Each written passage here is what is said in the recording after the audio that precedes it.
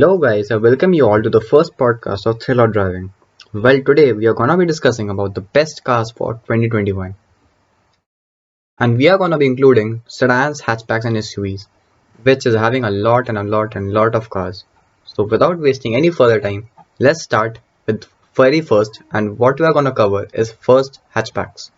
Yeah, hatchbacks. On the very fifth number, we have Hyundai i20. Hyundai actually gave i20 the next generation in 2020, which in which they actually they changed the exterior and interior of the car completely to make it look more premium and more appealing towards the customers. So first we are going to be discussing about the powertrain and a transmission. This car comes with basically three typical engine options. One is the 1 liter TGDI. TGDI stands for turbocharged gasoline direct injection motor, produces 109 horsepower and 172 Nm of torque. 172 Nm of torque. Okay, the VW Polo also gets 172 Nm of torque, but still, why VW Polo is more good as more appealing and more good to the customers as to the Polo as the i20? The reason is that Polo gets a DSG box and this car gets a DCT box. Well, DCT and DSG, they they have this typical nature of when you're launching the car, it bogs down. DCT bogs down and DSG also bogs down. But as comparatively, DSG is far better than a dual clutch transmission. The reason is that DSG have low maintenance as comparatively to dual clutch transmission, and DSG is more reliable as comparatively to dual clutch transmission. So I must have thought that Hyundai must have given a manual transmission with this 1 liter TGDI because it must have gone more fun to drive as comparatively to the 7-speed DCT. Well, never mind. We'll talk about that in later. And yeah, so the second engine we have is the 1 liter naturally aspirated petrol engine, which produces a marginal 83 horsepower and 115 Nm of torque. Well, this is the engine which most of the customers are gonna buy because it gets the job done. Yeah, it absolutely gets the job done because it gets a manual and a CVT transmission. CVT is extremely smooth and extremely smooth in the city environment or out on a highway. Also, you can get paddle shifters behind the wheels in which you can downshift at any gear and you can just move on because CVT is very smooth. So yeah, it gets the job done, manual and a CVT, adequate performance and everything is good. But the elephant in the room here is the 1 liter CRDI. 1.5 liter CRDI. Well, this CRDI diesel engine is the best engine you can get in the i20. The reason is that it produces 99 horsepower. Okay, 99 horsepower and 240 Nm of torque, which is massive, extremely massive torque, which comes at a rather low 1500 rpm and stays dead till 4000 rpm. Well, which is a very wide torque band. And also, this car comes with a 5-speed manual gearbox. Well, 5-speed manual gearbox. I must have thought that Hyundai must have given a automatic gearbox like a torque converter gearbox in this also, so that it must have got more feasible and more flexible to people who are gonna buy the CRDI diesel. Well, if I'll recommend you the 1.5 liter CRDI. The reason is that it has very good performance. It wakes up quickly and it gives you all the performance at any sort of gear if you're driving. So and also it is a rev happy engine. Obviously, diesel in a rev happy. Well, Hyundai makes the best CRDI diesel engines, and I absolutely love their diesel engines. Without any doubt, CRDI engines are absolutely very good.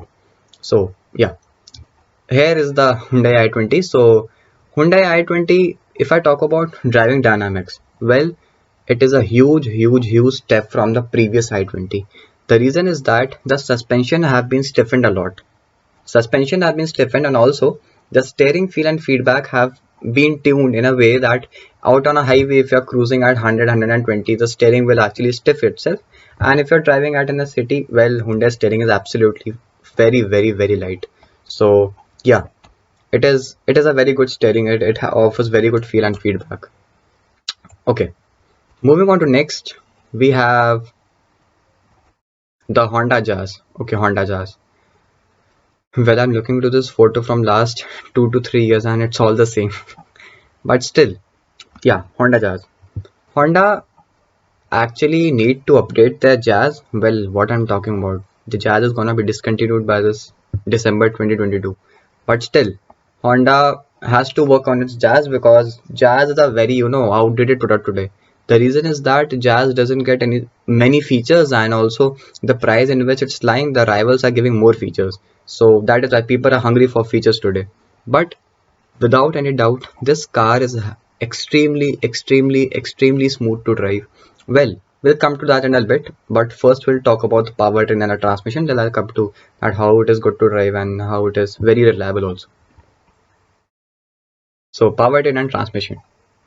Yeah, this car comes with a 1.2 liter iVTEC. Well, my favorite engines. The iVTEC intelligent variable valve timing and electronic lift control motor produces 88.5 horsepower. And 88.5 horsepower for a car of this size, well, it's more than adequate because obviously this car doesn't feel underpowered at all. Even if I'm driving a CVT or the manual, it doesn't feel underpowered. It is very good. And 110 Nm of torque at 4800 rpm. Well, this car comes with basically two transmission options, which is a 5-speed manual and a 7-step CVT. Yeah. So if I talk about the driving dynamics of this Jazz, it is not fun to drive. Okay, many people would think that okay, it's a iVTEC motor, how it's not fun to drive. Wait. I'm gonna tell you one thing.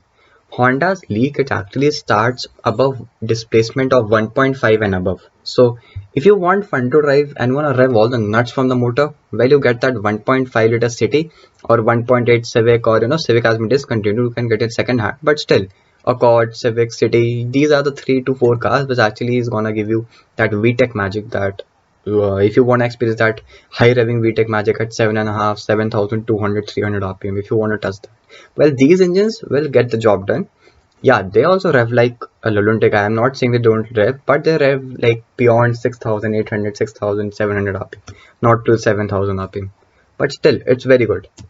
So coming on to the mileage of this car, well, ARAI has claimed that this car has a 17.1 kmpl mileage. So 17.1 kmpl mileage for a car of this size is very good. If you're looking for convenience, if you're looking for reliability, well, get the Jazz. And the price of this car starts at 7.55 lakhs and goes till 8.64 lakhs ex-showroom. So moving on to next, we have the Ford Freestyle. Yeah, Ford Freestyle we have. First we'll discuss the powertrain and the transmission, and then I'll discuss that. Well, and must be thinking that Ford Freestyle, why I'm talking about Ford Freestyle? Ford has left India. I know Ford has left India, but still I'm talking about 2021. I'm not talking about 2022. So 2021 Ford Freestyle was an absolute fantastic car, and I'll tell you why. The main reason is its diesel engine. Powertrain, yeah. This car comes with a typically two engines. The first engine is the 1.2 liter TIVCD. TIVCD stands for Twin Independent Variable Camshaft Timing. A petrol motor produces 94.6 horsepower and 6,500 rpm and 120 Nm at 4,500 rpm. Well, this is more than adequate for a car of this size. 94 horsepower, more than enough. Well, 120 Nm of torque is also very good. This petrol engine is fantastic because at one side it's giving you the best mileage, and if you're downshifting, it's giving you the best performance. Well, obviously it's a Ford motor, so it's gonna give you the performance. And the transmission with this car gets the 5-speed manual, and the ARI claimed mileage is 18.5. And obviously 18.5 for a car of this size, very good. And also Ford is never compromised with its build quality. This Freestyle is the only car in this segment which gets 6 airbags at standard at every variant, which is a very good thing, because it was the first car in India to get 6 airbags in each and every segment, in each and every variant, I should say. And a 1.5 liter TDCI, which is the most sold engine in the Freestyle. If you see, the most, people mostly buy this 1.5 liter TDCI because it is very powerful and it's very torquey, because this diesel engine produces 110 horsepower and 215 Nm of torque, which comes in at a rather low 1750 rpm and stays there to 2500 rpm. This is not very wide, but yeah, quite wide enough to give you all the beams. And this car also comes with a 1.5 liter TDCI. TDCI stands for Turbo Diesel Common Rail Injection Diesel Engine, which produces 100 horsepower and 215 Nm of torque, which comes between 1750 to 2500 rpm, which is not that wide, but yeah, quite wide enough to give you the power in the city or on a highway. 215 Nm of torque is more than enough. And this transmission, the which Ford is actually giving with the 1.5 liter diesel, is the 5-speed manual, and the ARI claimed mileage is 23.8 kmph, which is quite impressive because obviously Ford's build quality is also very good. Everyone knows the build quality is fantastic. So yeah, moving on to next, we have the Volkswagen Polo. Hmm. Volkswagen Polo. I think I'm seeing this car from last 10 years and it's all the same.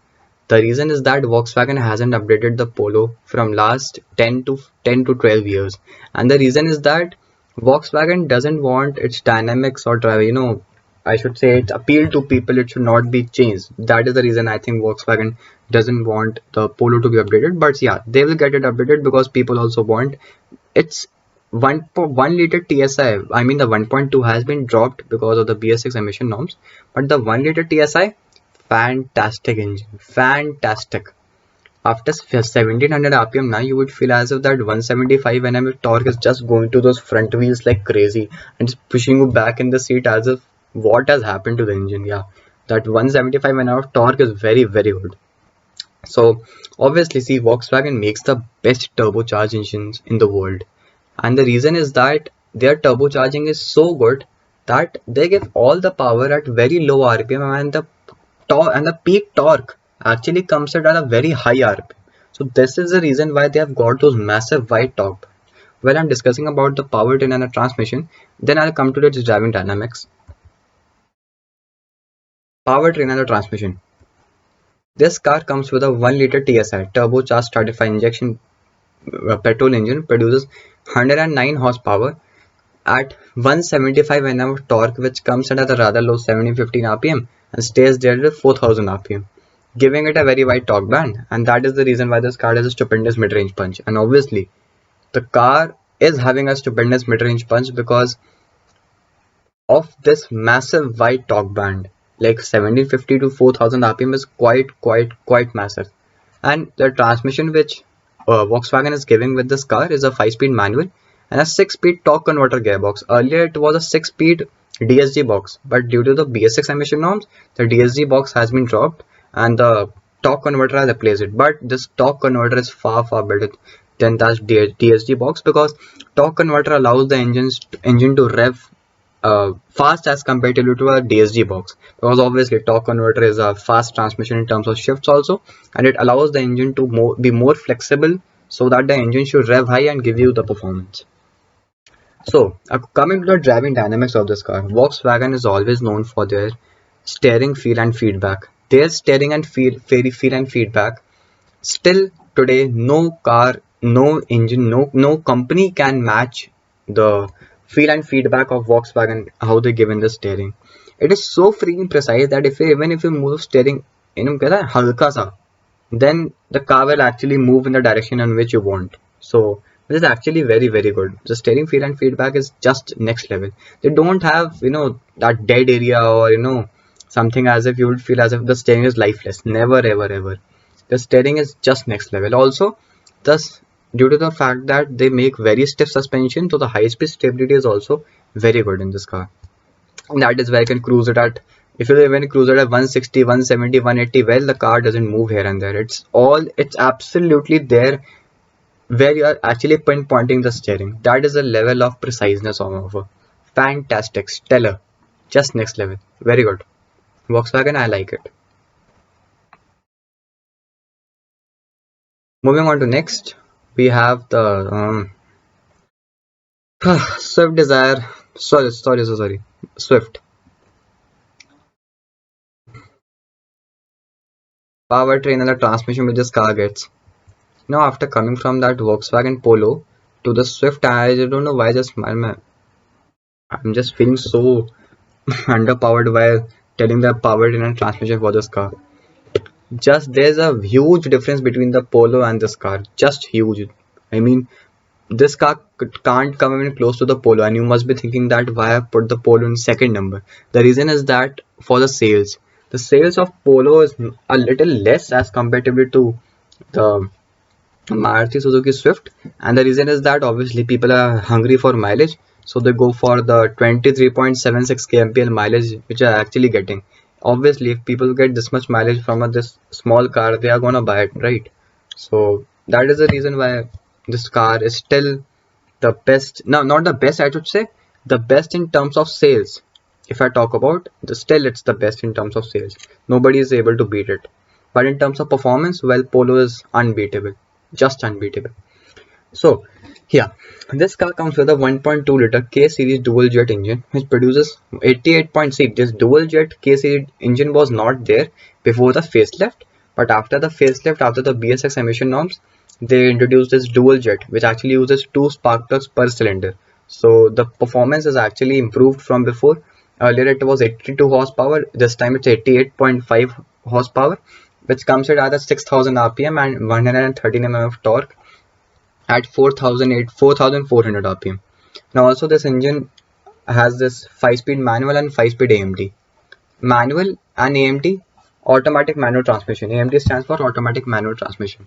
But the problem with this AMT transmission is that it is very slow with shifts. It doesn't shift very fast. Obviously it's a AMT, so it will not shift very fast. The reason is that automated manual transmission is the first transmission to be invented in the case of the automatic transmission. It is a very basic transmission and it just have a clutch which is actually connected to the gears, and it's shifting gears automatically when it needs the certain sort of speed. So you would feel the gear shift lower down at, and also AMT gives you a lot of jerks. The reason is that AMT is actually shifting gears, and it's always giving a head nod. You would feel the gear has been actually shifted. The car will resist itself, then it will move. So I recommend that Suzuki should use a CVT transmission in case of this AMT, because CVT is just 10 times more reliable and 10 times more efficient than an AMT transmission.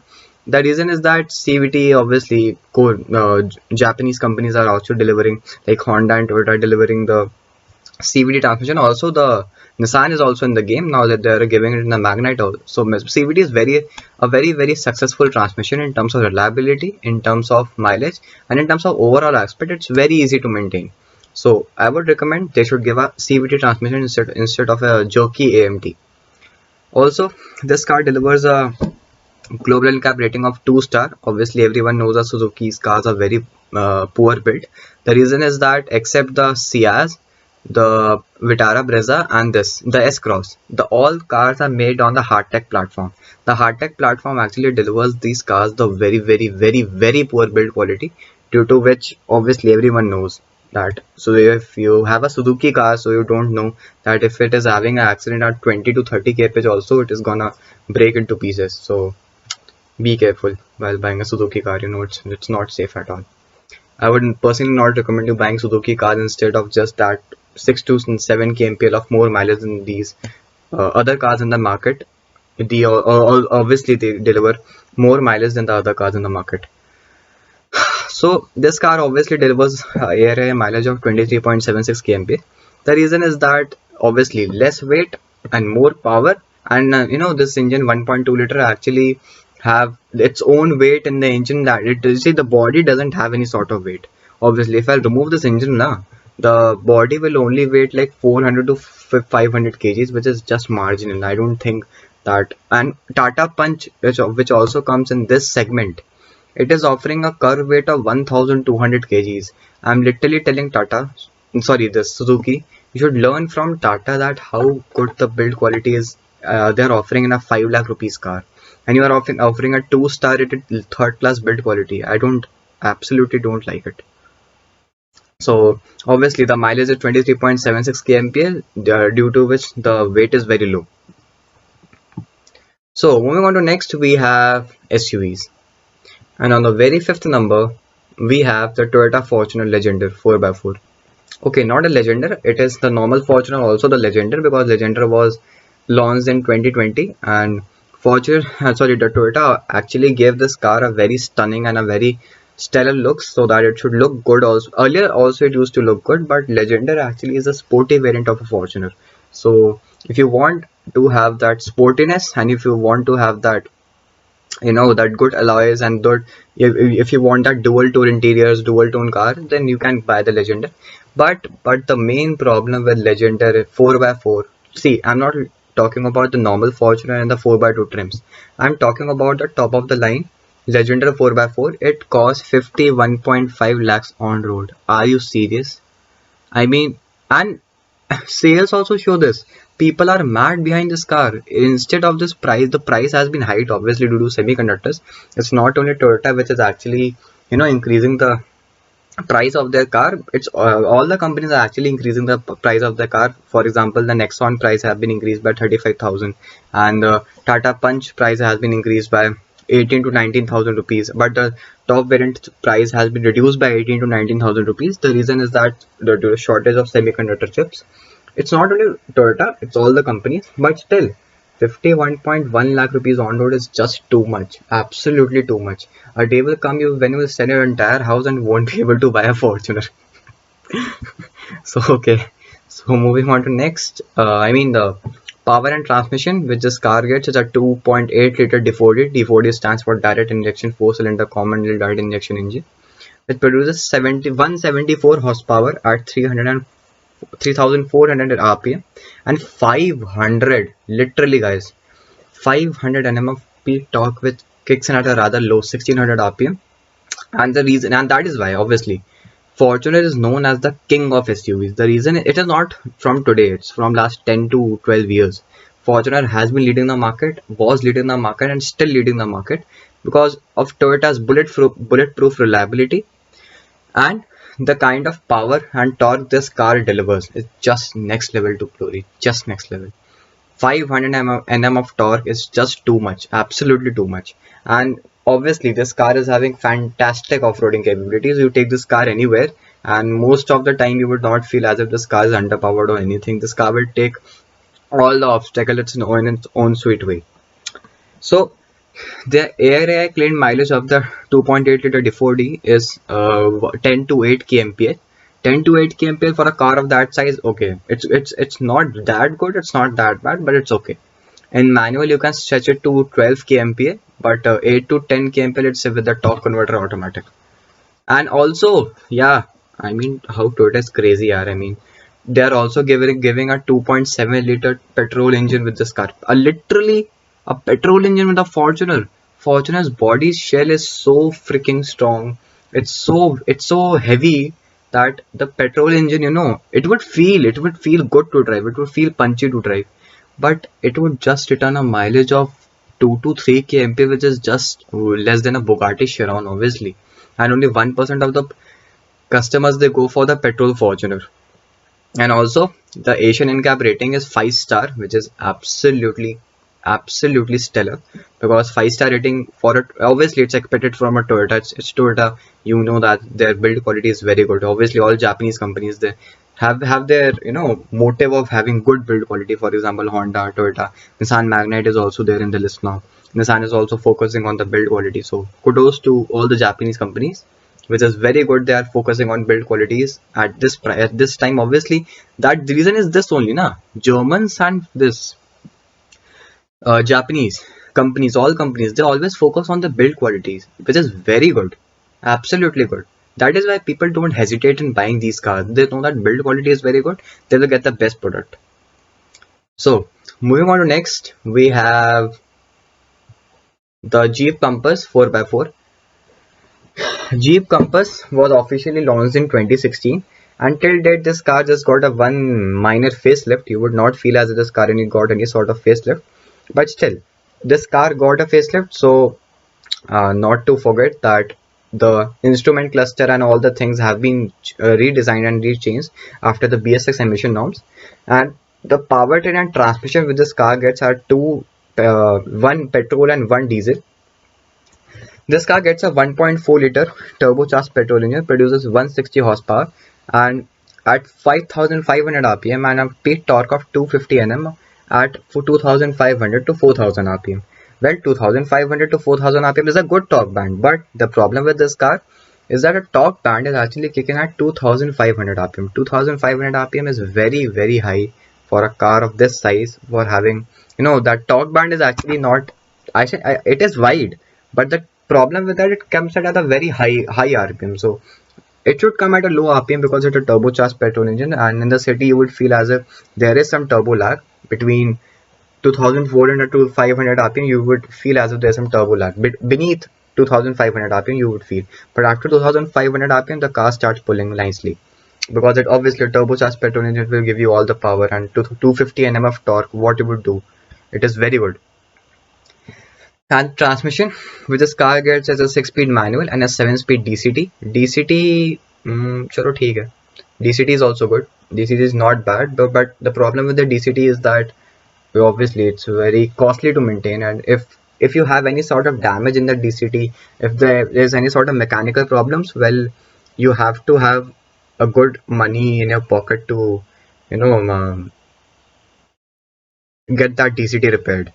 So also, this car gets a 2-liter multi-jet diesel engine which produces, see, this 2-liter multi-jet diesel engine actually for all the people who want to buy the 4x4 trims and 4x2 trims for the diesel, and people, they don't hesitate in buying this 4x4. Obviously in 4x4, if you go for this 2-liter, it will cost 30 lakh rupees, but still the off-roading capabilities of Jeep Compass is actually very very good.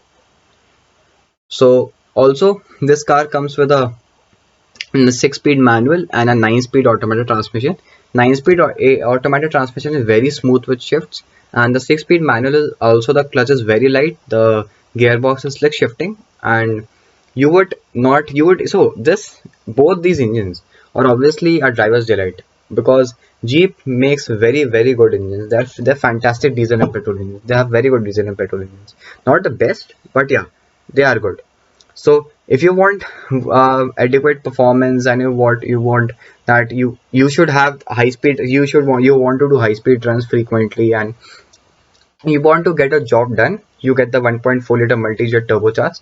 And if you want that stellar off-roading capabilities from your car, well, you get the 2-liter multi-jet diesel. Also this car delivers ARIA mileage of 10 to 13 kmph, which is quite impressive as though, because 2-liter this diesel with that weight of obviously Jeep Compass is built on a very strong platform. That is the reason why Jeep is actually delivering very good build quality in the Compass. Compass is made on a very very very strong platform, so that is why the mileage is actually a little low. It is, but it is acceptable. Obviously the mileage is acceptable. So moving on to next, we have the Mahindra Thar. My lord, this car's waiting have crossed 1 year. Of 1 year of period, this car has crossed the waiting. If you'll go deliver, if you'll buy the, see, Mahindra is able to fulfill the M Stallion, I should say the petrol variant of this car. They are able to fulfill the demands, but for the diesel, the M Hawk, they are not able to fulfill that much. The reason is that obviously diesel engines cost more, and the production have been delayed, because diesel engines, they take more time to be built, they take more raw material, they take more time, they take more labor, they take more engineers. So that is why the petrol engine is easy to make and easy to maintain and easy to build, but diesel takes time. So Mahindra is actually not able to fulfill the demand of this car right now. If you book the Mahindra Thar today, if you book the petrol, then you will get in 6 months. But if you book the diesel now, you will have to wait more than 1 year to get the car. So it's not only Mahindra who is actually facing the semiconductor shortage, it's all the companies. For example, Toyota's Land Cruiser, the waiting period has crossed 4 years, which is quite high, because 4 years में तो गाड़ी का नया facelift या नया model भी आ जाएगा. तो the reason is obviously in front of you. Semiconductors have been taking a lot of time to be built, and semiconductors, because China stopped the production of semiconductors, and I'm not the production, I would say the export of the semiconductors is actually very low right now. But still, this will be cured by September. Obviously this is not be gonna cured completely, but yeah, till a certain extent is gonna be cured. So moving on to the powertrain and the transmission of this car. This car gets basically two engine options, the M Stallion which is the TGDI. TGDI stands for turbocharged gasoline direct injection petrol engine, produces 150 horsepower and 350 or 300 Nm of torque at 1600 to 2800 rpm. Now why 350 or 300? 350 in the case of the automatic and 300 in the case of the manual. So, and the peak torque actually kicks in at a rather low 1600 rpm and stays there to 2800 rpm, which is the white torque band. And also this car comes with basically two engine options, two transmission options. One is the 6-speed manual and a 6-speed torque converter gearbox, which is decently fast with shifts. But the problem with this torque converter gearbox, if you want to take manually control of gears, you have to slide the gearbox. It would only give you manual control of first 3 gears, not the other gears, not the 4th, 5th and 6th. It is only going to give you the manual control of first 3 gears, and it takes a lot of time to upshift and downshift. See, no, not in terms of shifts, but in terms of showing it on the instrument cluster, it takes a lot of time. Also, this car comes with a 2.2 liter M-Hawk diesel engine, produces 130 horsepower. See, this is quite surprising. A 2 liter turbocharged petrol engine producing 150 horsepower and a 2.2 producing 130 horsepower. That's quite baffling. Why a 2 liter M sterion diesel is actually producing 150 and 2.2 is producing 130 horsepower? What is this? But still, people are liking it, which is actually good for high speed runs, because TGDI actually gives you power for high speeds, but and the M-Hawk actually gives you the power for taking off from any obstacle. I'm not saying the M Stallion is not good for off-roading. Obviously, it comes with a 4x4 trim also, but still, diesel is more preferred as compared to petrol in terms of off-roading. I'm not talking about the Gypsy. I'm talking about Gypsy is a I should say is an exclusion, but in the case of Mahindra Thar, it's okay. People are preferring petrol also. It's good, but still. And the peak torque of this car is 300 Newton meters, which comes in at a rather low 1600 rpm and stays there to 2800 rpm. Well, both the peak torques of the petrol and the diesel are same. So the tuning has been done very nicely. So even if you buy the 2 liter M Stallion or M-Hawk, you will not feel any sort of performance different. But both our engines are very good, both very smooth. And the price of this car is 14 to 18.5 lakh rupees ex showroom. That is why people are hungry for Mahindra Thar. People are curious for Mahindra Thar. And you know what? This kind of transformation I've never ever seen in any car. I mean, how was Mahindra Thar? Well, I'll show you. See this. This was the first Mahindra Thar. Yeah, this was the first Mahindra Thar. And this car, which is just standing behind this car, is the updated Mahindra Thar. Have you seen a lot the kind of difference this car had? The old Thar was purely raw, purely raw, and the new Thar is actually based on comfort, driving dynamics. It's good to hold. The steering offers feel and feedback. This steering, my lord, even if you have to pinpoint the steering towards one direction, you cannot move the steering. I mean, there's a lot of torques there. There's a lot of dead area. But the kind of tuning and the kind of, this is not a evolution. I mean, this is the evolution. This is not a revolution. This is evolution. Mahindra Thar has transformed from a raw SUV to a family SUV. So which is very good. People were surprised that, are you crazy? Is this Mahindra Thar? Well, kudos to Mahindra for changing the Thar's character like anything. I mean, very impressed by the new character. Mahindra Thar's new character. I'm very impressed. Good. So, coming on to next, we have the XUV 700. The the only car in India after the Land Cruiser which is having such a massive waiting period. This car's waiting period has crossed 1 lakh 5 months above. I mean, if you book the car today, you'll get it after 1.1 years or 6 months. Like, मतलब कहता है ना, एक साल और फिर 6 महीने बाद you will get the car. So, just due to the fact that the semiconductor shortage is actually happening with Mahindra. It's not only with Mahindra, obviously all the companies, but still, Mahindra, the deliveries, the bookings, the kind of bookings they are getting, they're not able to fulfill even half. So Obvious, and the products which these companies, Mahindra, the XUV700, the kind of product the XUV700 is a complete product. I'm literally telling you this car is a complete product because this car gets everything. This car is having ADAS, I mean automated driver assistance system. This car is having all the kind of features which you actually need today. You would get tired of counting the kind of baffling features this car has. Just next level. So coming on to the power and transmission which this car has is this the same engine, not the same. Obviously, the power is the kind of power both the engines are giving is different. I mean, obviously, it has been tuned for better power and better performance. So this car comes with basically two engine options, which is a 2-liter M stallion, which is the same in the Thar, but it has been tuned so that it is giving you more brake horsepower and more torque. So this gives 380 Nm of torque. Obviously, both these engines are the leading engines in this segment because obviously Safari also gets 170 PS cryotic diesel engine.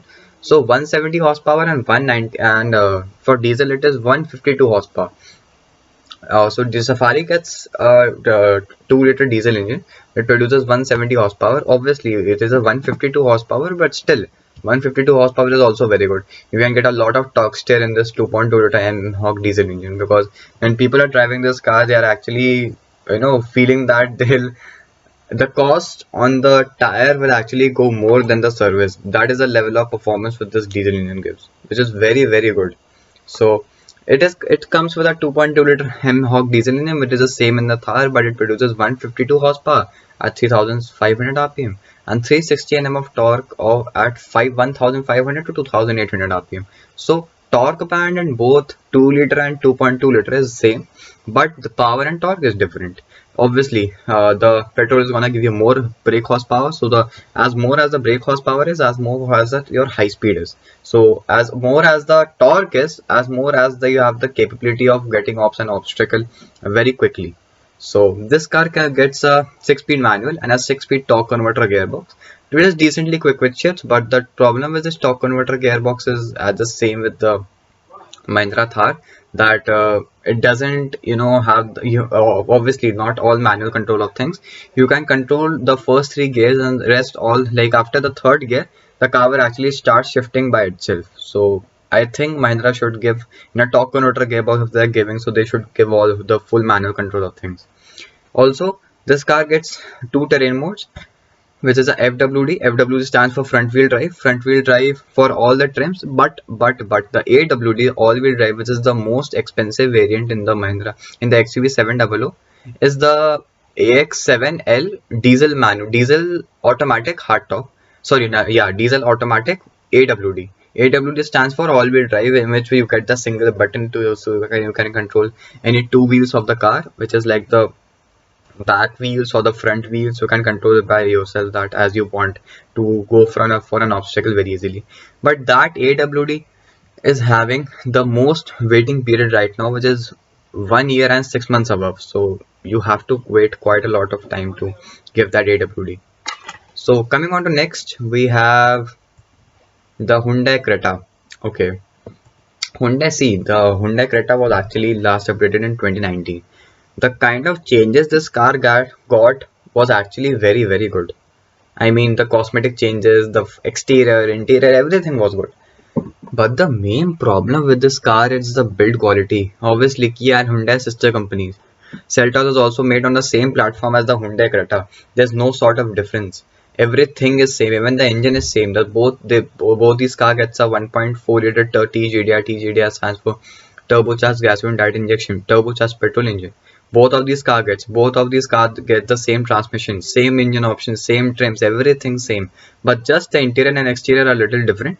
So that it should differentiate between the both the sibling companies should differentiate that, yeah, this is our product and this is our product. But in terms of a good product, in terms of a better product, Seltos is a better product as compared to Creta. But still, Creta sales are more than the Seltos. It's fine, but yeah, you can say that Seltos is more better and it's more appealing, I should say, than the Creta. So coming on to the powertrain and the transmission this car gets is a 1.4-liter TGDI. TGDI stands for turbocharged gasoline direct injection, as said in hundreds of times, but still This car produces 140 horsepower and 242 Nm of torque, which comes at 1500 rpm. And 1500 rpm is very, very quick indeed, very quick. While 1500 rpm is actually very good. So, and this car gets also gets a 1.5 liter naturally aspirated petrol engine, produces 113 horsepower and 144 Nm of torque. Well, the same 1.5 liter naturally aspirated petrol engine does duty in the Hyundai Verna as well as the Kia Seltos 1.5, and this 1.5 CRDI also does duty in the Hyundai Verna and the i20, but i20 gets power and torque a little less as comparatively to this cars, this Creta obviously. So it also gets a 1.5 liter CRDI. CRDI stands for common direct injection diesel engine, produces 113 horsepower at 4000 rpm and 250 Nm of torque between 1500 to 2700 rpm. Obviously, if you I will recommend you two engine options for you. The 1.4 liter TGDI. If you want to go for petrol, then get the 1.4 liter TGDI. Want to get diesel, get the 1.5 liter CRDI.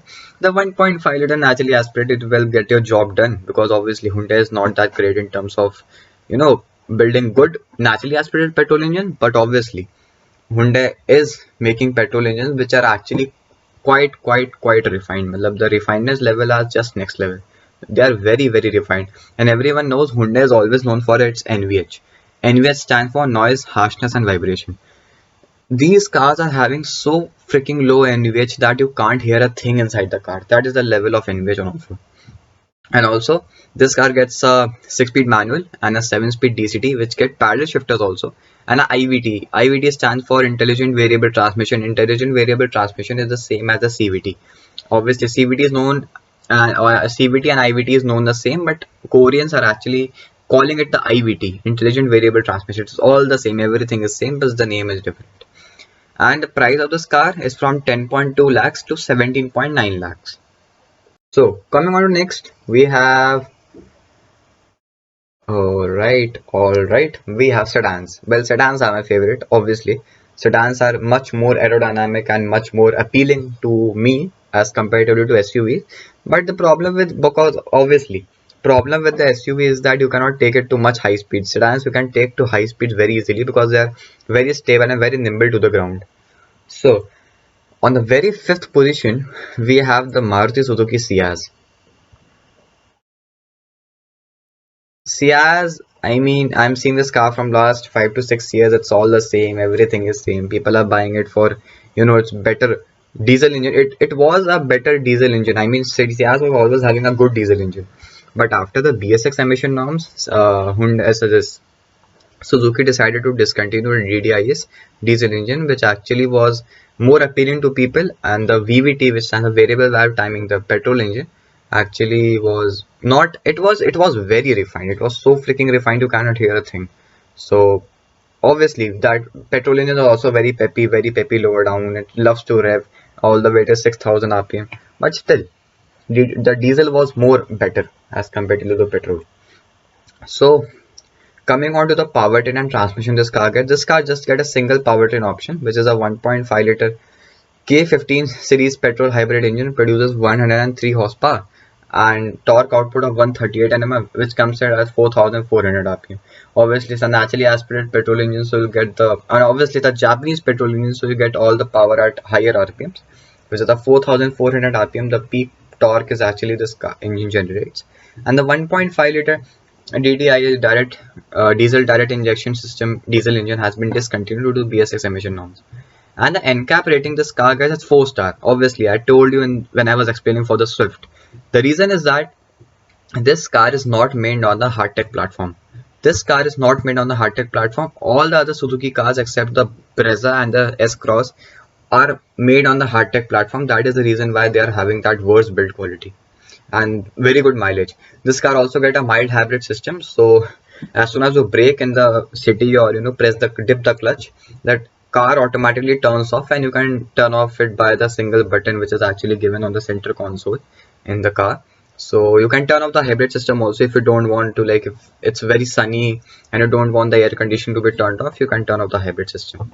Well, this car cost 8.67 lakhs to 11.66 lakhs ex showroom.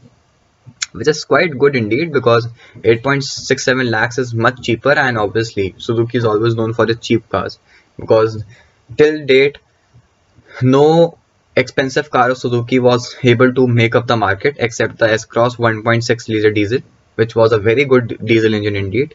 But still, only except that car, no car is able to cross that 12 to 15 lakh benchmark if they want to sell expensive cars in India.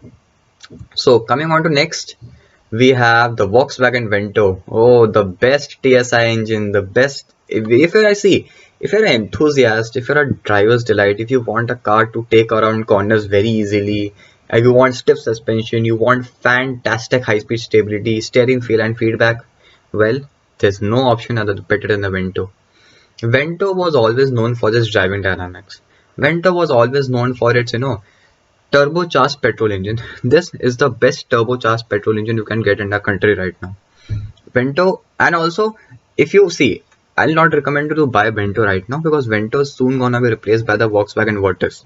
Vento, because by November Volkswagen is planning to launch the Virtus, replacing the Vento. So coming on to the powertrain and transmission this car gets is the 1 liter TSI. TSI stands for turbocharged stratified injection. A petrol engine produces 109 horsepower at 5000 rpm and torque output of 175 Nm at 1750 rpm. 1750 rpm, quite quick. Obviously, it's expected from a German brand. Germans are known for their turbocharged petrol engines. And the transmission this car gets is a 6-speed manual and a 6-speed torque converter gearbox.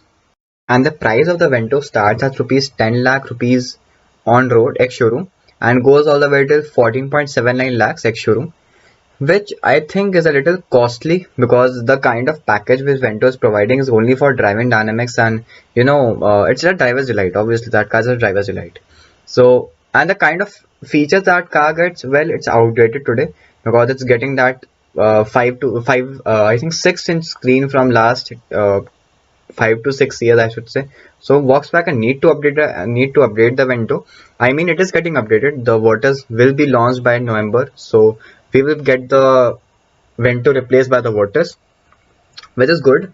So yeah, you can get the Virtus by the November end by avoiding the Vento right now. So moving on to next, we have the Hyundai Verna. Well, Verna was always known for its performance diesel engine in the segment, because Verna's petrol engine never give you that exciting performance, or it is giving you the kick in the pants feel. It never give you. It always give you performance in the diesel engine. Obviously, after the BS6 emission norms, the 1.6 engine discontinued and the 1.5 came into play. So right now Hyundai Verna is coming with basically 3 engine options, which is a 1 liter TGDI. TGDI stands for turbocharged gasoline direct injection. A petrol engine which produces 118 horsepower at 6000 rpm and 172 Nm of torque at 1500 rpm. Well, this engine is quite good in terms of performance. If you want a 1.5 liter, if you want better petrol performance, well, you can get the 1 liter TGDI. And if you want convenience of a automatic, and if you want that you should get the best mileage from your car, you just want to get a job done, then you can buy the 1.5 liter VTVT. VTVT stands for variable timing valve train. It's a naturally aspirated petrol engine, produces 113 horsepower at 6300 rpm and 144 Nm of torque at 4500 rpm. Well, this engine will get a job done. It is very refined lower down. It is very peppy. It's so refined. It's so refined that you can't hear a thing inside the car.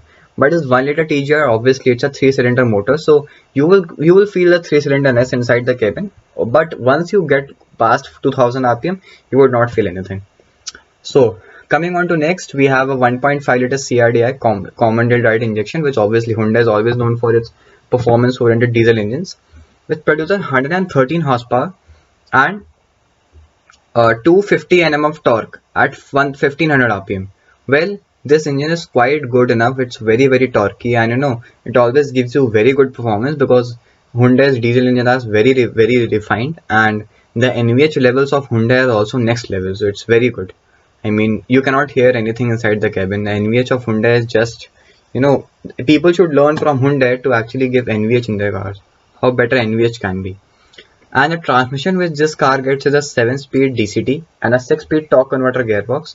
The 6-speed torque converter you can only get in the 1.5 liter CRDI, and a 7-speed and the 1.5 liter naturally aspirated, which is a variable value timing valve train petrol engine, and a 7-speed DCT you get in the 1 liter TGDI, and a 6-speed manual gearbox where you can get in the 1.5 liter petrol and 1.5 diesel. The mileage of this car is 17.7 kmpl and goes all the way to 21.3 kmpl. And the price of this car is starts from 9.32 lakhs and goes all the way to 15.36 lakhs. So moving on to next, we have the Maruti Suzuki Dzire. Suzuki Dzire was always better in terms of sales because obviously people are hungry for mileage in India. This car's build quality is very bad, pathetic, very poor. So you can say that this car is always a mileage oriented car. A petrol engine which can give a mileage of 20 plus every time you can drive this car, even in the city or in the highway. So 16 to 19 kmpl of mileage. I mean, no, not 16 to 19. Yeah, it comes from 18 and it goes all the way till 20 to 23 kmpl of mileage. So I think Dzire is a, basically meant for people who don't want to travel much, who want hassle-free drive, and you want that their car's service, or I should say the maintenance of the car, should be very low. Moving on to the powertrain and the transmission of this car. Well, this car gets only a single engine option, which is a 1.2 liter dual jet, which also does duty in the Suzuki Swift. But then the Swift, the power and brake horsepower is actually both the power in Swift and the Swift Dzire is same. So this car gets a 1.2 liter dual jet petrol engine, produces 89 horsepower at 6000 rpm and 113 Nm of torque at 4400 rpm. Well, the ARAI claimed mileage of this car is 23.26 kmph. Obviously, less weight, less power, and great mileage. This car just weighs around 900 kgs, which is very low. Transmission with this car gets is a 6-speed manual and a 5-speed jockey AMT. Jockey AMT I am saying because you can actually feel the gear shift. You would feel very lethargic while in the car if you're buying for AMT. AMT is very slow with shifts, and when it shifts you can actually feel the head nod. It will make you feel, and I mean it will give you a lot of jerks lower down. So AMT is not preferred. I mean, I don't like AMTs because they are not a smooth, it is not at all a smooth transmission. So the build quality of this car is very poor, and the price starts from 6.9 lakhs and goes all the way to 19.13 lakhs, 19.13 lakhs. So it is quite cheap and quite, I should say, pocket friendly. This car is very easy to maintain, and yeah, Suzuki is always known for its hassle-free thing and better mileage. So moving on to next, we have the car which is leading the market from last 20 years, the car which has given enthusiasts a next league ahead, the car which can rev all the way to 7200 rpm. Well, it's the Honda City. Honda City, okay, I don't need have to give any sort of introduction to this car. I mean, I just want to ask people one thing, that what this car doesn't have. This car is a complete package. Why it's a segment king? Why it's Honda City known as the king of sedans? The first reason is the mad petrol engine which is just behind his hood. You know what is that? That thing. That thing is like, it doesn't have that good grunt lower down. Flattish mid-range, but once it wakes up at 4000 rpm, that's the start of a ballistic missile, because the way it redlines all the way to 7100 rpm is nothing short of madness. The redline gives you goosebumps. That 7000 rpm feeling is so amazing, so amazing. I mean, it just feels insane. Near the redline gives you goosebumps. That 7000 rpm feeling is so amazing. And you know what? It doesn't feel uncomfortable near the redline. It just sounds loud, sporty, and just next level. The kind of performance with the Honda City always gave us, because obviously in every automobile books or everywhere you go, you will just hear a one phrase or a one single line: Honda, the maker of the world's best petrol engines. And it's so proved. It's so proved. I'll talk about how Honda is so good in engines that they have achieved this benchmark. First, we'll talk about the powertrain and the transmission with the 5th generation Honda City gets. Well, this car gets two engine options, which is a 1.5 liter I VTEC, intelligent variable valve timing and electronic lift control. Petrol engine produces 121 class leading horsepower and at 6,600 rpm, and meanwhile the torque output is 145 Nm, which is obviously 4th generation Honda City also give 145 Nm torque, but the brake horsepower is increased by 2 bhp, and this engine now gets a DOHC unit. DOHC stands for dual overhead camshaft. Earlier it used to get a SOHC unit, and so due to which the low end performance above 2000 to 5000 rpm has been improved. But after 5000 rpm, this engine wakes up, absolutely wakes up, and pushes you hard into the top end of the rev range. The kind of pull it gives after 5000 rpm, well, I don't think any car can match that. Absolutely no car can match that 7200 rpm feeling.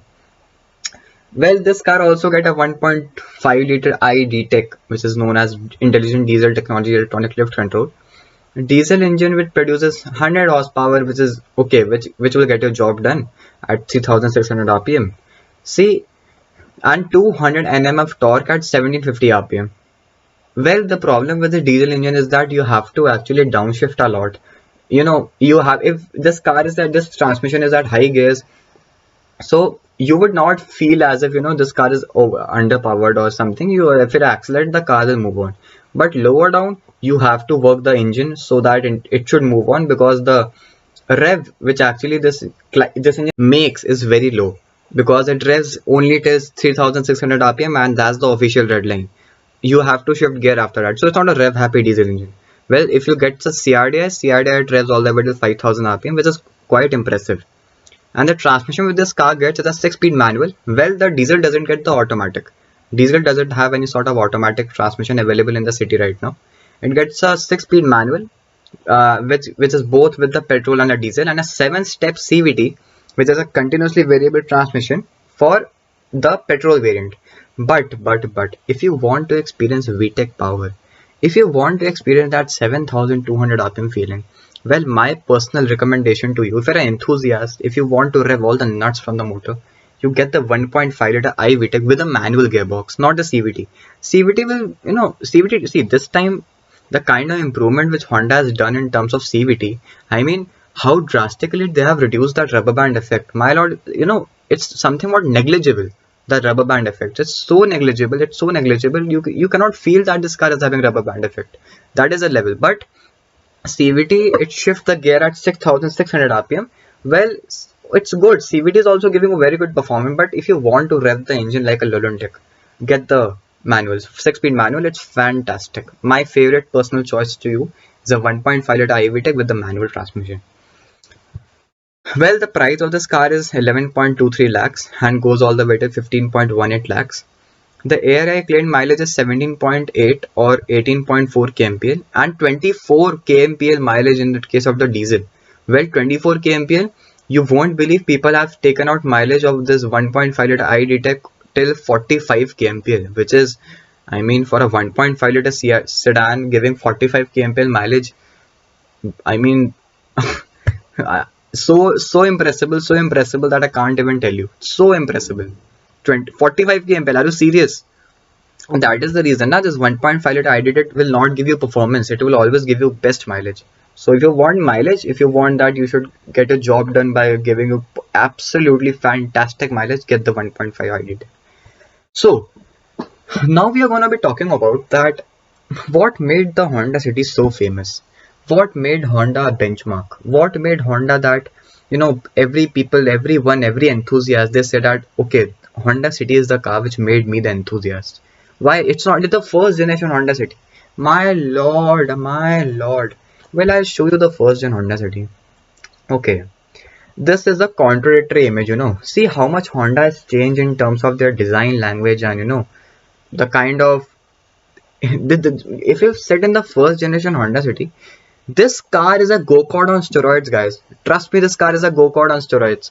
Because, I mean, how come a car launch at 7,500 rpm? How come a car can corner at 7,500 rpm?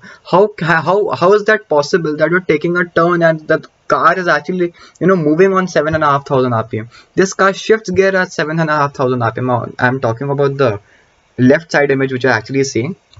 This is the first gen Honda City VTEC. This is a beast. Trust me, guys, this is a beast. Because once VTEC kicks in you, everything fails, everything goes behind. And it's, trust me, I have seen a lot of AMGs, a lot of M cars, a lot of sports cars, but this VTEC is supremely mind-bogglingly awesome. It's so good, it's so good, it's so good, it's so good that I can't tell you in words. Are you crazy? Launching at 7,500 RPM, I have never witnessed such kind of performance. This first gen City, and it's so reliable, it's so freaking reliable that, tuners today, they take the first gen Honda City VTEC and they modify it to, like 200 horsepower, 300 horsepower, 400 horsepower. Are you crazy? That is the level of reliability which Honda offers. And the kind of engine this has, my lord, absolutely insane. Okay, now many people here will be like, okay, what is this VTEC? Every car is having VTEC. So I'll tell you the whole aspect how this engine works. As you rev it, as you put the accelerator, the power, it keeps building up, building up. And then at a certain RPM 5,000, it really wakes up and pushes you hard near the top end. My lord, after 5,000 RPM and VTEC kicks in you, everything goes behind. What is the difference between a VTEC and a VTEC? VTEC is always purely for performance. Always after 5,000 RPM, you feel as if this engine just goes all the way to 7,500 RPM. That is a level of grunt and performance on offer. And this car, it goes from 0 to 100 in just 9.2 seconds, blisteringly quick. So how does VTEC differentiates for all the engines? Like Hyundai uses VT, which is variable timing valve train. Suzuki uses VVTi, VVT, which is variable valve timing, and VVTi, which is variable valve timing intelligent, which Toyota uses. So all other systems, they vary the valve timing. But this system, the VTEC, stands for variable valve timing and electronic lift control, not only alters the valve timing, but also alters the valve lift, as well as the camshaft profiles. So this VTEC is having multiple camshaft profiles, like 2 or 3, and it alters that as well. And that is why it feels like two engines all together once VTEC kicks in. And my lord, once VTEC kicks in you, all the world shakes, the world moves. It's an entirely different world. It's entirely a different character. And trust me, yaar, if you're driving a Lamborghini, if you're driving a Ferrari, and if you're not driving a VTEC, well, you have missed out everything. Absolutely have missed out everything. The kind of rev which the Honda City makes, the kind of rev which the first gen City made, and the kind of genes which is actually following till the 5th generation Honda City, it's it's just a entirely different character, just an entirely different. I don't need enthusiasts need any sort of introduction to this car. Well, and there's a very pronounced meme that why people say, okay, 2020 Honda City, the most rev happy petrol engine in India. And if the first gen Honda City 2001 comes here now, it would be like hold my beer. That is the level of respect and dignity that car has gained. Salute Honda. I mean, how do they do it? How do they achieve it? I just don't know. Next level. So guys, this is the end of the first podcast. I'll catch you again soon. Well, I want to thank you all which are waiting for such a long time and watching my podcast. Well, we'll catch you again soon. Thank you. Bye bye.